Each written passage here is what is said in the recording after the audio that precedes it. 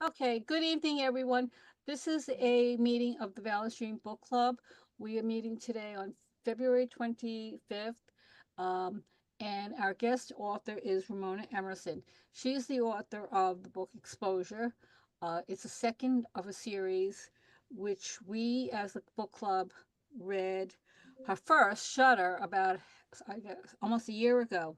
So, we're going to have a little discussion with Ramona about the second book, the pitfalls, or the highlights of writing a second book, and then we will have an opportunity to ask her how the story is developing.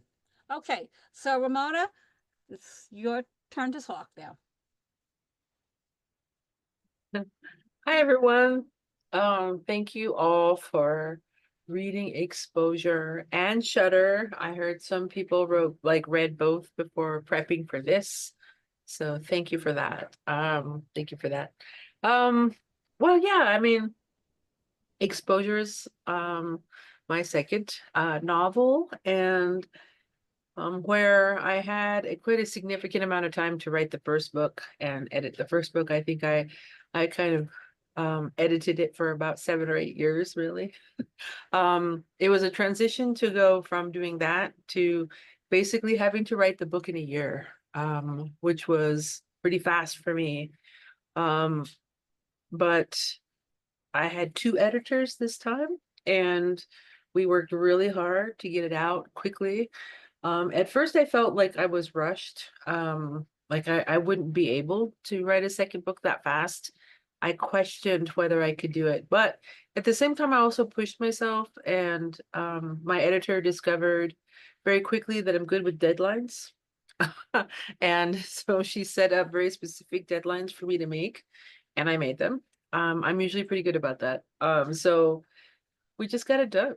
And it got to a point where, as you can see with Exposure, kind of the same as it was with Shutter, that there's these dual kind of storylines that run parallel to each other. And in Exposure, of course, it was Rita's story in the present, versus the serial killer, right? Brother Gabriel. And so those two stories ran parallel to each other. And I guess that's just kind of the style that this particular story seems to be working in, and I've been maintaining that and keeping that going. I think it's effective, and it works for this particular character in this story. So I've been trying to continue to design narratives in the same way.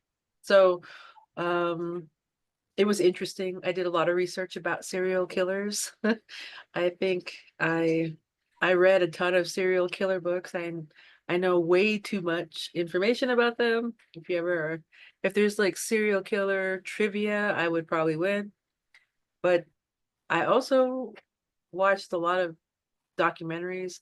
I had no idea how many documentaries about serial killers there were in existence, specifically in on Netflix. Uh, and then I watched, like, the one that disturbed me, of course, the most was the Dahmer documentary, and I did a lot of research about him. And in the process of doing that, I started to do research on just about every single serial killer because I knew that there was something about them that made them who they are.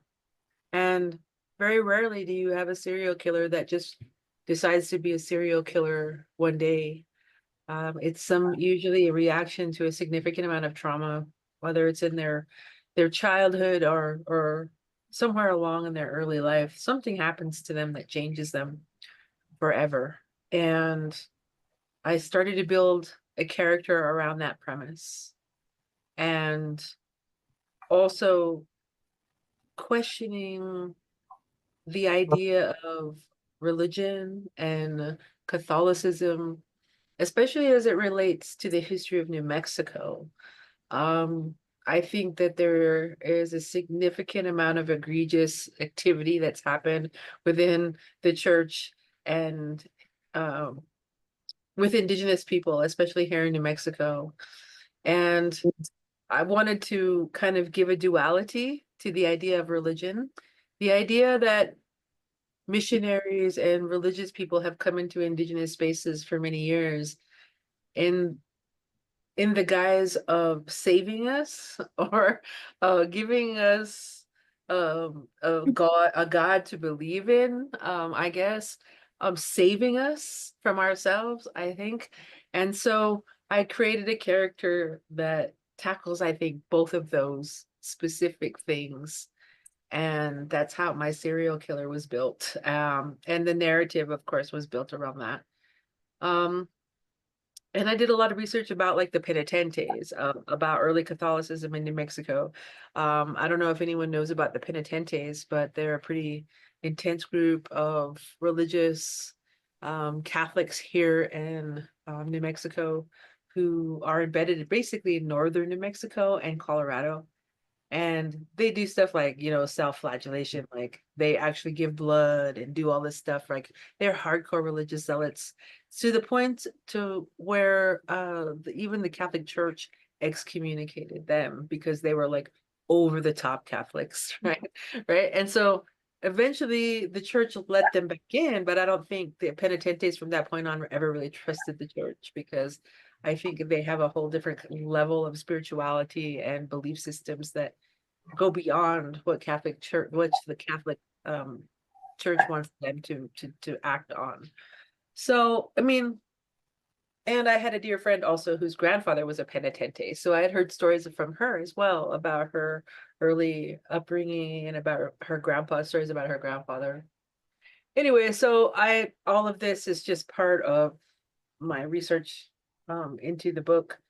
And after I had all of this information and I did all of this research, I drove to Truchas a couple of times and just kind of got a visual feel for that place and what it looked like and felt like and smelled like. And because I knew that he would be there at some point. I mean, I grew up in Tohatchee and Gallup, so I went there a few times, hung out in Gallup really late at night, took a lot of photographs in Gallup, and did a lot of research around the Catholic Church there because I knew that Brother Gabriel would live there. So I wanted to know very specific things about where the rectory was and where the church was situated. And even though I knew, I wanted to make the details like pretty clear. So I did a lot of research just to do that. So after I had all this inspiration together and I was able to move forward, um, that's when I started writing. And I think I probably did maybe 2 months of research. And then every now and then during the writing process, I would research even more. Like I felt like there was a hole or something. So I would continue to do other research. Um, and I think I had my first draft ready for them within about 7 months. And there was a lot of work, a lot of hard work, and on their part as well, because they had to take this 400 or 380-page thing, this opus I made, and quietly try to dwindle it down to a non-babbling, cohesive story that ended up being about 280 pages. And a lot of this original stuff that I wrote got cut out. I had a whole nother crime at the beginning of the book involving a beheading, and some gang and drug activity, which my and we had a big editing meeting very early on, and we had to actually vote because I had three. There were two editors and me, so there was always going to be a vote. Um, and we had to vote. Okay, do we keep do we keep the family murder or do we keep the beheading? And everybody had to vote, and unfortunately the beheading lost and we had to leave the family murder in there. But like I say, all of that stuff I always seem to write about things that really happened. So I did a lot of research into the case here in Albuquerque, that the case, the family murder that the book starts with, is actually based on a real case here in Albuquerque, a young man whose father was a pastor here in Albuquerque, killed his whole family. I think it was probably about 8 to 10 years ago here in Albuquerque. All the way from his youngest or next youngest sister all the way down to like an infant and plus his parents. And it was just this horrible case that happened. Well, I was still doing forensic work at the time, I think, when it happened. Um, so I took that case and I changed a lot of details about it, but I knew that it had to be something because there are cases like that here in Albuquerque that happen every now and then, and they're just so egregious. That I feel like they need space in like this kind of story. People don't hear about it. And even though I changed some details about who they are and the case itself, the bones of the case are always there. So I do a lot of research and I look through a lot of police blogs here in Albuquerque and I try to find cases that are similar to what I'm describing in the book. So just about every case that's in here is again either a case that was stemmed from Gallup PD or Albuquerque PD. Yeah. That's very sad because some of these um, crimes are so violent, Hmm. and it's just, you hear about things in New York City, but so for an area that's lower population per capita, this is horrible. Yeah. I mean, Albuquerque's a very violent town. And I think because it is a crossroads to a lot of things. So if you look at Albuquerque on a map, there's a lot of big cities and a lot of things that are happening within just a few hours of that place. So we have like Juarez on the like about 3 hours south. And then there's another 3 or 4 hours north, there's Denver. And then we have Los Angeles, Phoenix to our west, you know. And so it's like a hub, all of the cartels, all of the gangs, drug dealers, fentanyl issues, all of that human trafficking is a huge problem here. Um, drug smuggling, they so much fentanyl comes through here. So it's just a very violent place. So I think people forget, they think, oh, Albuquerque in the middle of nowhere is New Mexico. But if you actually go and look up Albuquerque, you'd be shocked. And I talk a lot about like police corruption in Albuquerque, right? And people always say, well, don't aren't the police ever going to say anything to you about all this talk about their corruption?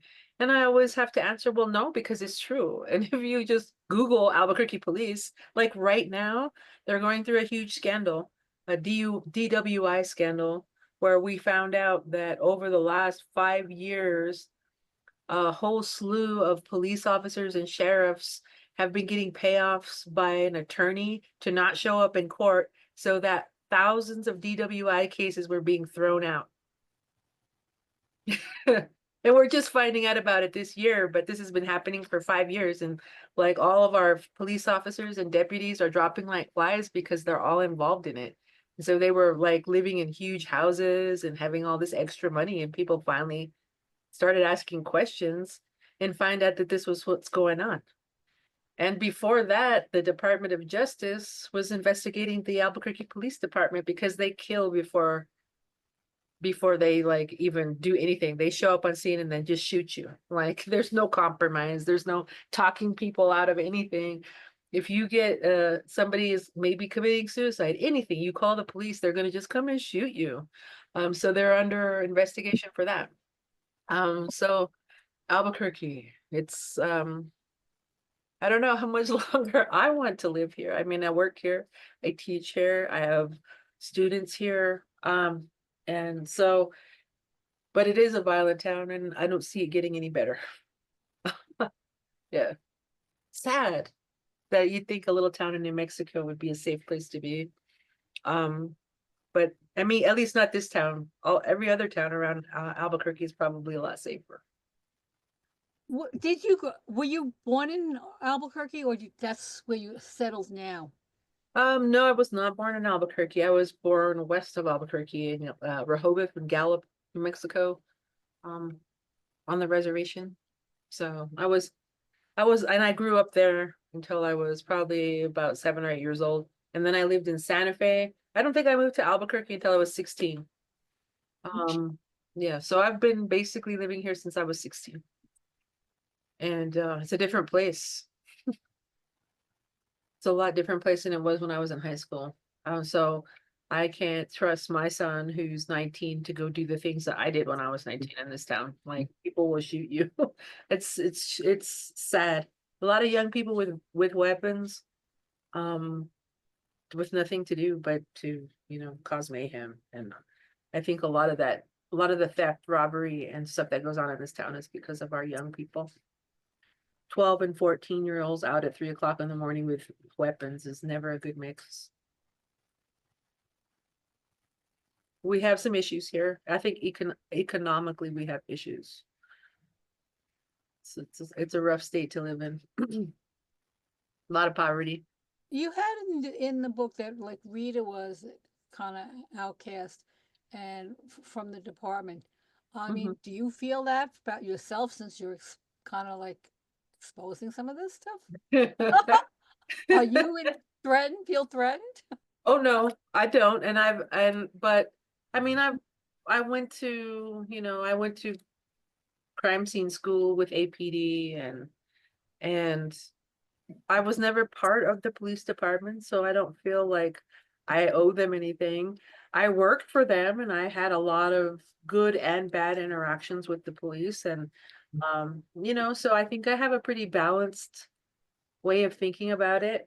Have they threatened me or confronted me in any way? No. I've had a few people talk to me. I had one lady talk to me. She was a dispatch. She worked dispatch for APD for like 15 years.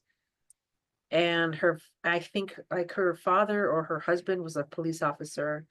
And she was in a book club and she read Shutter. And I asked her, when I heard what she did for a living, I was kind of like, ooh, I wonder if she appreciated some of the stuff I wrote about in that book. And after the book club meeting, she actually said, "Oh, you were totally spot on." She's like, "It's absolutely true what you say. Like, there's a blue wall, and cops cover for each other. And um, when you cross that wall, and if you're part of the police department and you cross that wall, they will never forgive you. They will do stuff to you. They will retaliate. They will, you know. So I knew it was true. I knew it was true because I'd seen it happen.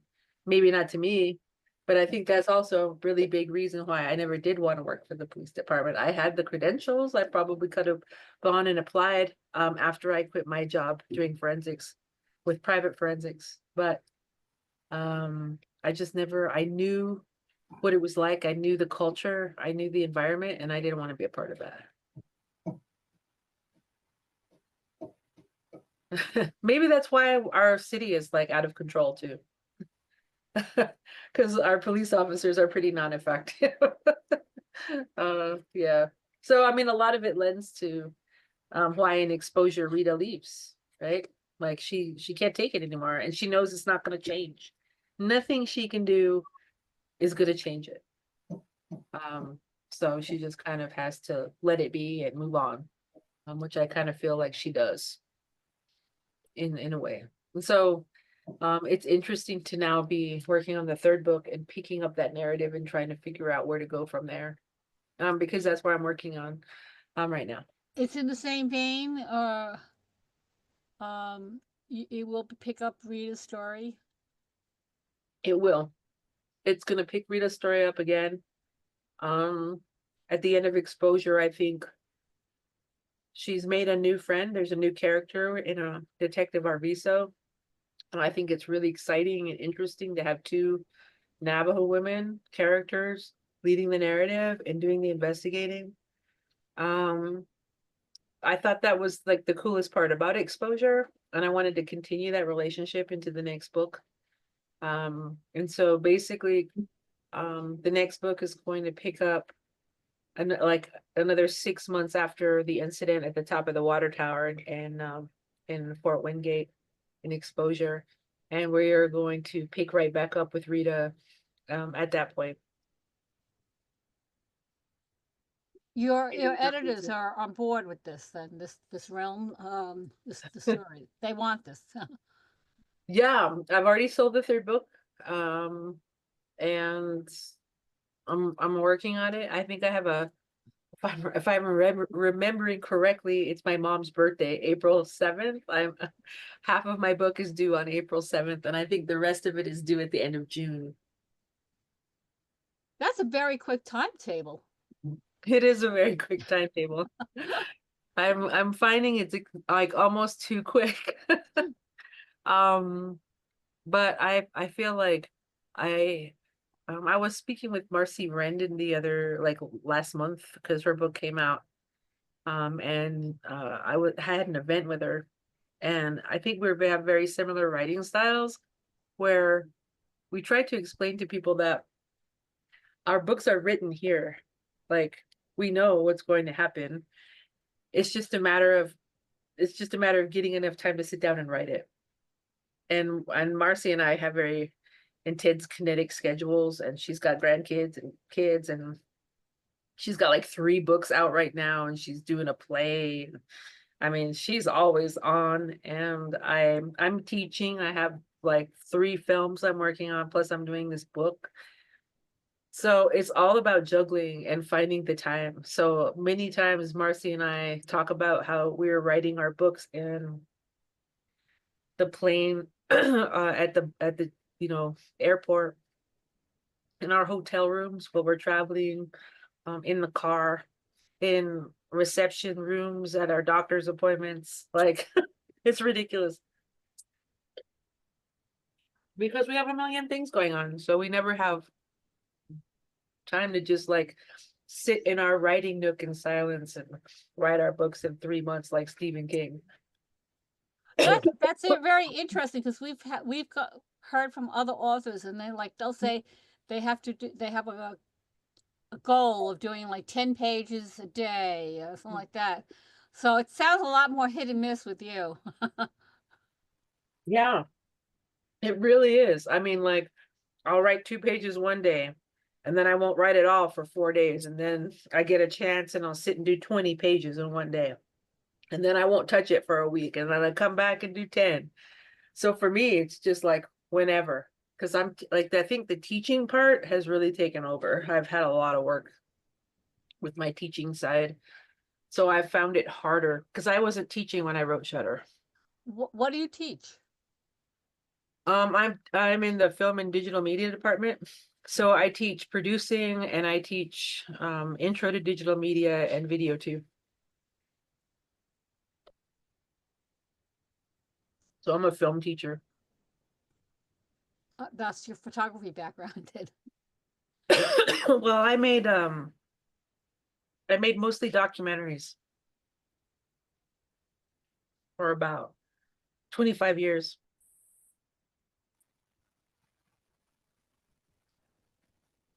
And now, so when you do this, do you have a do you feel like there's a lack of continuity there, or you have these characters you say in your head so strongly that you could pick up that easily?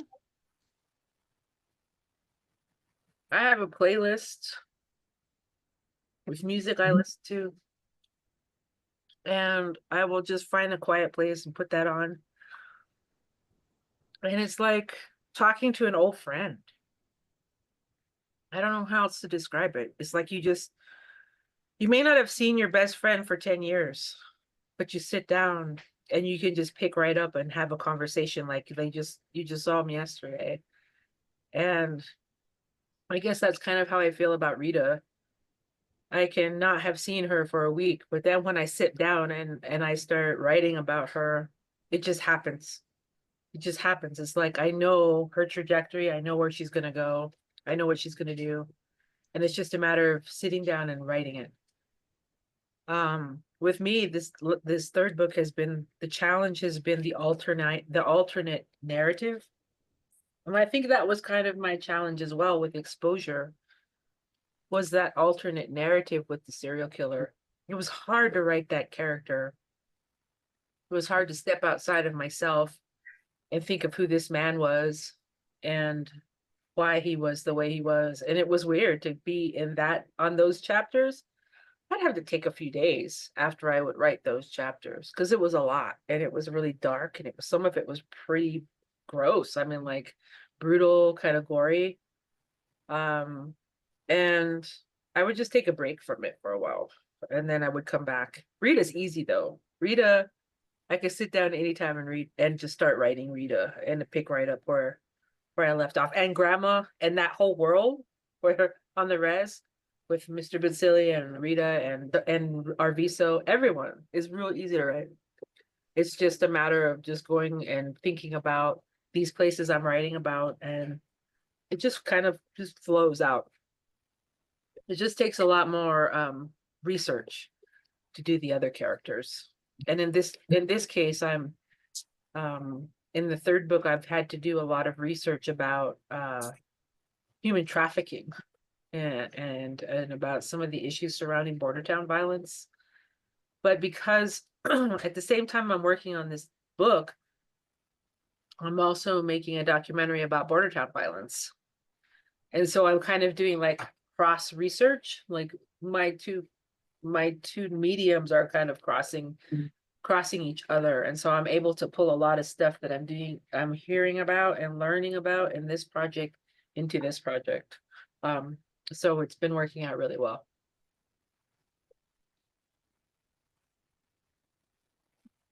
Are Rita and her grandmother based on anyone you know or real characters or Well, real people, I guess I should say. well, Rita's grandma is definitely based on my grandma. Um, I was very close to her. And just I had a very similar relationship that Rita has with her grandma to mine. And I Mhm. spent every time that I was not at school, I was with my grandma, and I spent my summers there, my Christmases there, my spring breaks there. Um, so um it was easy to that's why I think it's so easy to write her, because it's also brought up a lot of stuff that I forgot about because I lost my grandma, geez, like 23 years ago. And I had a hard time remembering things about her. But after I wrote Grandma's or Rita's grandma, I was just so many new memories were coming out, and I was able to put so much more into the story. And I feel like in the third book, I'm trying to put grandma in a lot more. I feel like I didn't put her in enough in exposure. She just didn't fit in a lot of Mhm. the story. And so she kind of was left out, and I missed her. I want to bring her back in the third book. Rita, a lot of people ask me about Rita, if I base Rita on me. Kind of, because I also work forensics. I had a lot of similar experiences. In Shutter, Rita talks about her first day on the job where she has to go and photograph like blood and dead marks, punch marks in a room that they don't want her to see, and they sneak her in there to do that work. That was my first day on the job doing forensics. I was so scared. Um, and I didn't know what I was doing, and nobody really trained me. They just kind of said, you need to get up there and take a photo, and we're gonna just pretend like you got to go to the bathroom, and you're gonna go up there and go to the room in there. You're gonna take as many photographs as you can, flush the toilet, and come back down. And I was like, what? I don't even know how to operate this camera. And I was they were pushing me out the door, and I was going into this building with my boss and an investigator, and it was the most terrifying thing I've ever had to do for like a job interview. Really, it was like my first job. And so that went into the book, right? So there's a lot of stuff that I did as a forensic videographer that went into the work.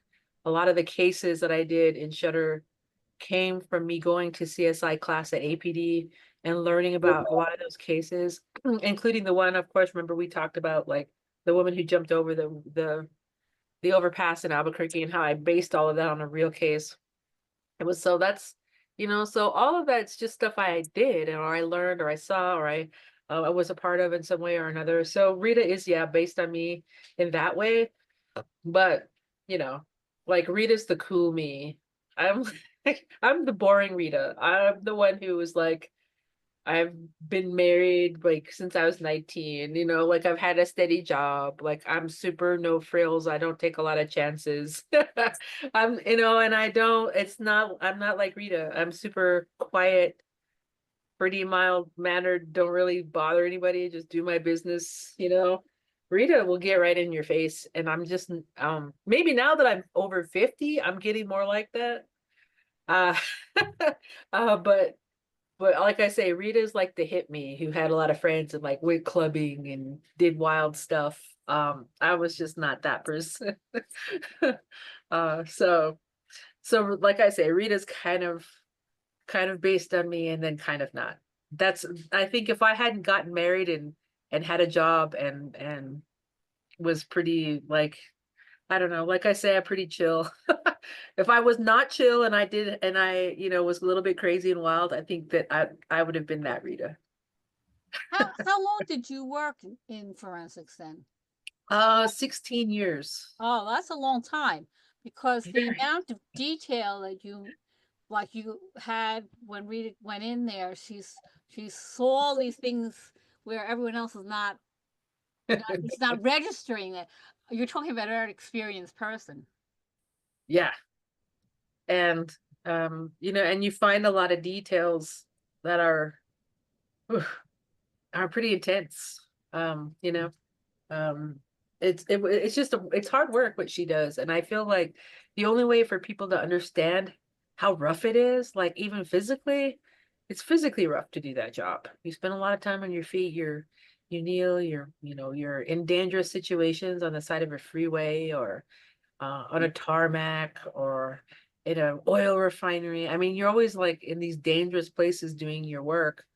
I once got a lawyer once held on to my pants and like hung me out a window so I could get a shot for his an evidence shot for his case.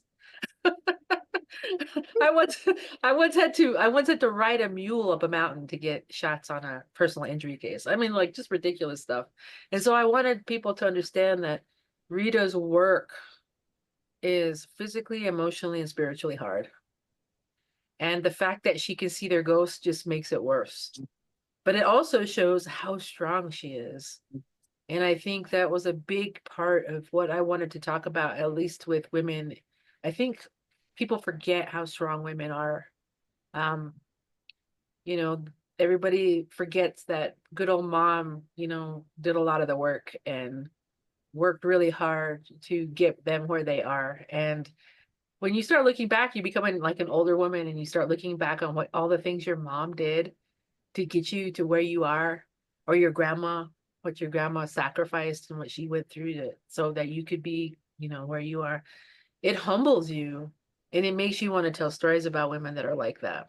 Because there are so many women who suffer through like, abuse or neglect, or they just work 4 jobs and have a million kids and don't have anybody helping them. And and on the res, it's even worse. And so you see these women and you see them triumphing over that. And then also like creating all these exceptional young people out and putting them out in the world. And so it's cool to fill the world with those kind of women characters. Whether all the ghosts, were they based on some Navajo tales or anything? Um, Not really. I think there weren't any Navajo tales about ghosts. I think because I think Navajos are so afraid of death, and because the talking about death and dealing with death is so taboo that we don't really tell ghost stories or talk about that because like if we're little, like we get in trouble if we talk about stuff like that. It's like, hey, don't, you're asking for them to come. And so like it's always terrified to talk about it. So I think I had a Navajo woman who's one of my mentors here in Albuquerque. She's a historian. And she made the point to me, though, which I now understand, is that you don't talk about like out the scary part of like ghosts or monsters or witchcraft in your books. You talk about real life, and that's the scariest part about it, is that it's real. And when she told me that, I realized that yeah, she's right. These ghosts are just like um the actual like personification of all of the death and the evil that's going on, the crime, the violence, and it's part of the experience. So it's more about people finding justice, and it's more about like getting their due, or making sure somebody is safe, or saving someone else's life, than it is about being haunted. like I think there's real life ramifications into the ghost world for Rita, because she understands that there is something wrong happening. That's why this ghost is here. If they had passed and there wasn't something hanging over them or some undone deed or undone thing, then they would have passed in peace and there would be nothing hanging left. But some people have stuff that they weren't able to fix, and it's really bad, and it people's lives count on it. And so I think in that way, that's what makes it important for Rita. So for me, yeah, there's ghosts in the story, but the ghosts are more like they're looking for justice. They're not there to haunt Rita or hurt her in any way. But that also the idea of ghosts and that idea of them talking and using Rita as a vessel, I guess you would say, using her as a vessel to get what they need done physically is not good for Rita. And it's just like anything else. Like people tell you, they call people, like some people are vampires. Like people, like your friend might tell you, oh, that person's like being a vampire. Like they only want to be your friend if they need something. You know what I mean? It's kind of like that same concept, but it's like through a ghost. It's like they need something. And when they need something, it kind of sucks the life out of Rita. And so, yeah, she'll help them. But there comes a point where she can't help them anymore because she's been doing so much and putting so much out that she has no more to give. And I kind of think that's where we meet her when we read Exposure, is at that moment where she's kind of like, okay, I helped Irma, yeah, and now everybody wants help and I've tried, but I can't. It's too much for me as one person to take all of this on. And she has to resign herself to rebuilding herself instead of keep helping people. Yeah. I thought your serial killer was unusual in that he seemed to have two different reasons for killing people. One was because he thought it was going to take them to a better place, Right. put them out of their misery. And the other reason for killing people is because he thought they were evil Right. in some way. In your research, did you find that was common for serial killers? I always thought of them sort of like having one vision and that's what they went after. Right. That's very true. Some of them were like that. Some of them had a very specific vision of what they wanted to do. Some serial killers are totally random. Like they just totally pick up. It's a matter of circumstance. Who happens to walk by at that certain time in the dark at the perfect moment when they can take them. And so the research into the serial killers gave me the whole gamut of all of it. Like it could be anything. But I kind of wanted to get into this idea with him in particular about this idea of being saved by the church because he feels like he's saving them. He's giving them to God. Like he almost finds himself to be godlike, right? He thinks he's going to get wings. He thinks he's an angel, like he's doing God's work, right? This is his thing. So yeah, he has pity for them because he's been around them for so long. And he feels like in his own mind, I think he's kind of going nuts. And so he's thinking that if he can send enough of them, and this is a lot about research into like the mythology of Gabriel and Saint Michael and how the Catholic mythology behind those two angels, how that worked and how the rivalry worked between the two angels and what they needed to get what they wanted. And so there was a lot of that involved into the killer story because Saint Michael is his patron saint. That's who he makes his altar to. That's who he reveres. And it's something that he was kind of taught at the penitentes. So he has this whole religious bent. But on the other side of it, I think that he sees the evil in the people around Gallup. And when he sees them mistreat other Navajo people, he feels the need for vengeance. Vengeance is mine. The same. So this is the yin and the yang of Michael and Gabriel, like the idea of the guardian and the angels and like that whole Catholic mythology between those two archangels and how it worked. And it's all encapsulated in him, in Gabriel, because he feels like, yes, he's there to rise those He's there to pull those who live in poverty and who suffer into the heaven, but he's also there to take revenge upon those who prey on others, on the less fortunate. So if you actually do the research about Saint Michael and you look at how as a patron saint he operates, I wanted to encapsulate that in Gabriel. And that's kind of how I felt that's how he does it, is he puts the Navajos who are suffering in the street out of their misery in a very non-violent. It's not like he stabs them or shoots them or cuts their neck like with the other people. He puts them to sleep, right? But when it's the other people, he will gladly slit their throat. and then all the way from the priest down to the city councilwoman, right? Like he sees them do evil to other people, and he finds the power in his patron saint of Gabriel and Michael to take vengeance on these people who do harm to the people who can't defend themselves. And that's where the character came from, was really about that whole like Catholic mythology about these two archangels, and how the whole dichotomy of who and how people get into heaven and hell and how that all worked, encapsulated in one man who happens to be a serial killer. So as a recovering Catholic, I'm sure everybody in my at my high school would be like super like horrified by my story of Catholic woe. But yeah, I mean, a lot of Catholic school, I guess, I finally bled into a book. But they know that's kind of where it came from, though. So I did take some serial killer stuff and a lot of that, but I also brought in a lot of Catholic mythology. It's Um, pretty crazy. just you had that thought. I just lost it now. Okay, let me think about it. I was thinking.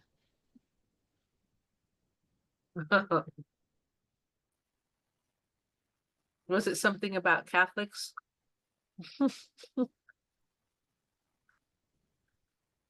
Sort of, because I'm was never raised with any religion, and I do find this I don't want to offend anybody if they're Catholic, but in the Zoom, um, there is a lot of mythology behind it, the Catholic religion, I feel, and so I guess you capitalized on that.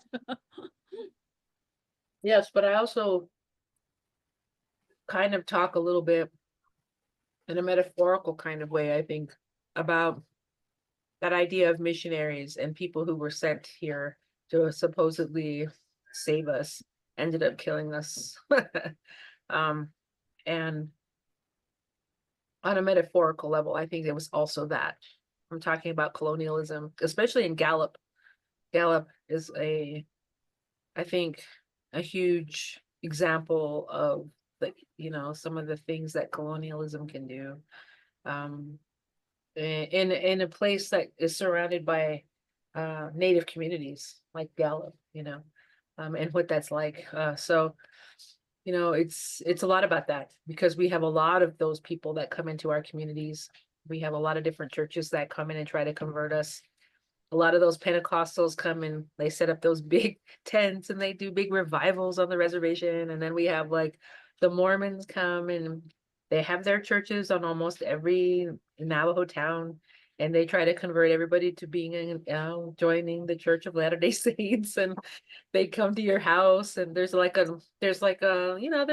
always religion is always around us, trying to get us to join in all different kinds. You'd be amazed by how many churches and religious groups are on the reservations.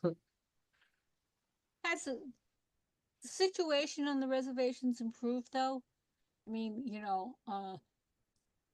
when I would say that you used to hear about that there was a lot of alcohol and drugs and stuff like that.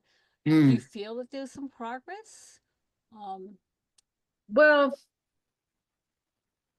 I don't know if there's been progress. I think that the problems have just changed. um, I think, like, if I think of the reservation back when I was maybe 8, 10 years old, it was a different place. alcoholism was an issue, yeah, but it wasn't overtly terrible. It wasn't it wasn't an epidemic. And there was, but you know, we were poor. Everybody was poor, but we didn't know we were poor. We were okay, right? We all kind of just, we survived and we were fine and we were grateful. But now there, I think it's worse in some places. On the Navajo reservation, I think now there's a lot more poverty, because there's a lot more drug use and language loss, culture loss.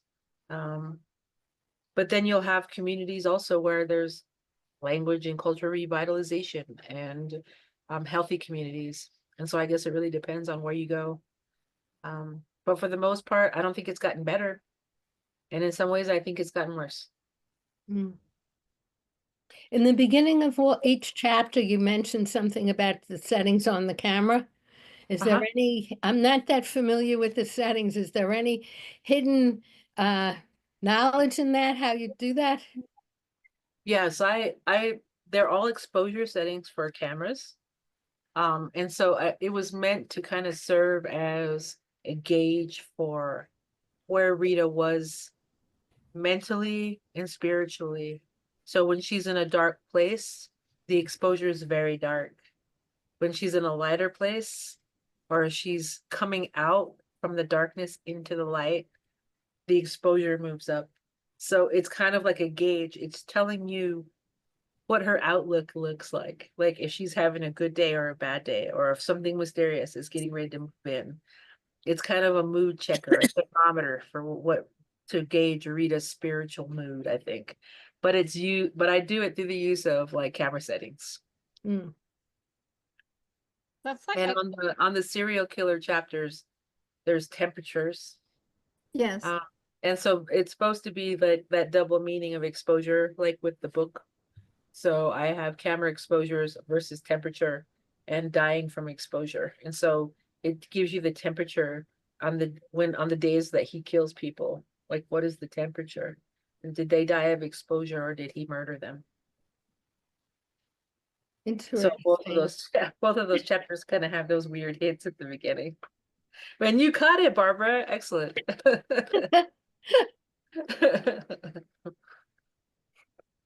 I was going to say that's like an inside something like you, unless you knew about cameras, Yeah. and religion, I never understood what that was. I did have a book club meeting in Gallup, and a young photographer showed up and he was like just waiting at the door for me. And this first thing he said was like, "Oh my God, I totally get the camera exposures." He was like, "I totally get it." And I was like, "Oh, good." He was like, "Yeah, it looks like the mood, right?" And I was like, "Yep, that's it." But he understood by how much I had opened the lens or what the camera settings were. I actually did like a time lapse setting on one when there's like a ghost in the chapter. So like he understood that there was there was some link to that. But it's kind of an inside joke, I guess, for photographers, right? And the same for Shutter. They were all camera models. So you could tell what year it was. Same, so a little inside knowledge for all the camera people. I haven't figured out what to do with the next book though. It's Do, tough to come do up you with have a that. title? Is it I going to be do. in that theme of cameras? Yeah, it will be. Oh, I don't think Juliet's made the announcement, so I'm not sure I can say it. okay. But we did pick it. It's ready. And it is camera related with the double meaning. I Hmm. just got to figure out what the heck I'm going to do about the chapters. You said that a lot of the stories came from Netflix, things like that. So if you were to try to turn around, like read a story into like a not an it would obviously wouldn't be a documentary, but like a series, you'd be kind of going almost into a circle then, you know, Right. using yeah. It would be going full circle. and she returns home. And so, but the story will continue at home. And I think that's where a lot of the third book takes place, is on the reservation. And so eventually it'll come back in a circle. I like that. I always like to come back and revisit at the end. So I imagine this series will probably do the same. And you're anticipating beyond book 3? I'm considering it. I had originally said that it was going to be a trilogy, and then I was going to leave it there, and I'm comfortable with that. But a lot of people have been asking me about it. And people have been saying like, well, 4 is a sacred number. Like for Navajos and everybody's like, you better do 4, otherwise you're gonna be out of balance. You have to do 4. So we'll see. We'll see how the end of this book plays out, but I'm leaving my options open on that 4th book. But I would like to write something else after this book. I would like to write another story. I have a couple like a horror story I'm thinking of writing, and I have another kind of horror thriller kind of maybe novella. So we'll see how those goes. But I wanted to do something else besides Rita before I get back into Rita again. So I might write something else in between the 3rd book and the 4th book, just to give myself a breather before I keep reading or keep writing on Rita. Yeah. That could be a little intense. Yeah. And I haven't this one had so many genres in it. I thought like it'd be nice just to write like a horror genre book. You know, just pick one genre and stick to it. So we'll see how that goes, but that's kind of my plan. I'm gonna try something else just to see how it goes. Well, I wanted to thank you, Ramona, for coming back with us, and I think that was very interesting for us, especially some of us who met you the first time. Before we end, do you have anything else? Anyone have anything else want to add to this? Before it's almost at the hour. It was a good book. Thank you, Barbara. Thank you. I'm so glad you enjoyed it. I was a little worried that it might be a little too much. But nah. Unfortunately, real life, Right? is Right? Oh, sometimes when I'm going on the internet, you see all these stories that come out, and you just like, oh my God, these people are doing what they're doing. So yeah. unfortunately, it's Yeah. just Real not life is getting worse. unbelievable, It is. Oh, Yeah. Fact is worse than the fiction these days. oh, like people eating each other, killing them, eating them. Oh, it's just horror story after horror story I sometimes. know. Uh, I know. I know. well, I'd like to thank you for coming back, and we'll keep an eye on your next book.